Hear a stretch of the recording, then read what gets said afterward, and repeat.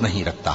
جن مسلمانوں سے خواہ مخواہ لڑائی کی جاتی ہے ان کو اجازت ہے کہ وہ بھی لڑیں، کیونکہ ان پر ظلم ہو رہا ہے، اور اللہ ان کی مدد کرے گا، وہ یقیناً ان کی مدد پر قادر ہے۔ یہ وہ لوگ ہیں کہ اپنے گھروں سے ناحق نکال دیے گئے، انہوں نے کچھ قصور نہیں کیا، ہاں یہ کہتے ہیں کہ ہمارا پروردگار اللہ ہے۔ اور اگر اللہ لوگوں کو ایک دوسرے سے نہ ہٹاتا رہتا تو خانقاہیں اور گرجے اور یہودیوں کے عبادت خانے اور مسلمانوں کی مسجدیں جن میں اللہ کا کثرت سے ذکر کیا جاتا ہے گرائی جا چکی ہوتی۔